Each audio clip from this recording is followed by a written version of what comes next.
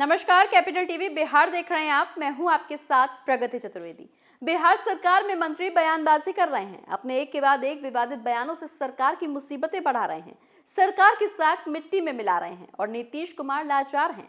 वहीं दूसरी ओर बिहार में टैक्स चोरी करने वाले न जाने कितने कारोबारी हैं जो सरकार को चूना लगा रहे हैं, लेकिन अब इन कारोबारियों पर नकेल कसी गई है और ऐसा एक्शन लिया गया है जिससे कारोबारियों में हड़कंप मच गया है। ये रिपोर्ट देखिए।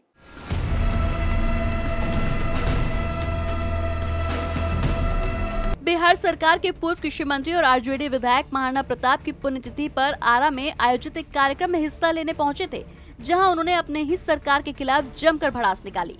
सुधाकर सिंह ने कहा कि बिहार में हर हाल में कृषि मंडी कानून लागू होना चाहिए। इतना ही नहीं, सुधाकर सिंह ने नीतीश की मंशा पर भी सवाल खड़े किए। उन्होंने कहा कि बिहार के मुख्यमंत्री नीतीश कुमार पिछले कई सालों से विशेष राज्य का दर्जा दिलाने के नाम पर केंद्र सरकार के सामने कटोरा लेकर जाते हैं, लेकिन उनका कटोरा हमेशा खाली रह जाता है। पिछले 1.5 दशक से ज्यादा का समय इस सच्चाई की खुली गवाही है कि सरकार की खातिर गठबंधन बदला, लेकिन बिहार की तकदीर नहीं बदली। उन्होंने कहा कि अगर बिहार में किसानों ने 13 दिन तक आंदोलन किया तो सरकार को झुकना पड़ेगा। बिहार सरकार को डराने के लिए 13 महीनों की नहीं, महज 13 दिनों की ही जरूरत है।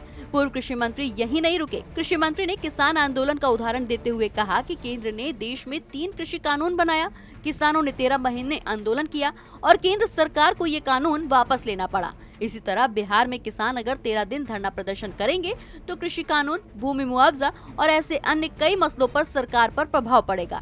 सरकार कहीं की भी हो, लेकिन वो आंदोलन से जरूर डरती है। वहीं सुधाकर सिंह का कहना है कि उनके शब्दों के पीछे कुछ लोग लाठी लेकर चलते हैं। उनका इलाज जनता के पास है। जनता संघर्ष करे और नेताओं का सामाजिक बहिष्कार करे जो जनता के हितों को ध्यान में नहीं रखते हैं। बता दें कि आरजेडी विधायक सुधाकर सिंह पर कुछ दिनों पहले पार्टी के राष्ट्रीय महासचिव की तरफ से नोटिस जारी कर 15 दिनों के अंदर ये बताने के आदेश दिए गए थे कि जब महागठबंधन में शामिल किसी भी दल के शीर्ष नेताओं पर बोलने का हक सिर्फ और सिर्फ लालू प्रसाद और तेजस्वी यादव के पास है, तो फिर आप किसके आदेश पर बयानबाजी कर रहे हैं? आपकी बयानबाजी से पार्टी को नुकसान हो रहा है, इसलिए इस तरह की बयानबाजी बंद करें और ये बताएं कि आप ये काम क्यों कर रहे हैं। जिसके बाद भी सुधाकर सिंह रुकने का नाम नहीं ले रहे। एक बार फिर उन्होंने नीतीश कुमार पर सवाल खड़े कर दिए हैं।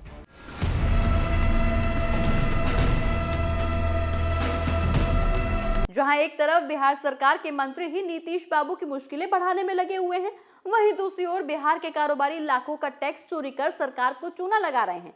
हालांकि सीबीआई ने कई जगहों पर छापेमारी कर बिना रजिस्ट्रेशन के संचालित हो रहे मैरिज हॉल्स पर बड़ी कार्रवाई की है, लेकिन सवाल ये है कि जो नीतीश बाबू बीजेपी पर लगातार भ्रष्टाचार के आरोप लगाते हैं, वो अपने राज्य में ना तो भ्रष्टाचार को रोक पा रहे हैं और ना ही सरकार को ठगने वाले कारोबारियों को काबू में कर पा रहे हैं।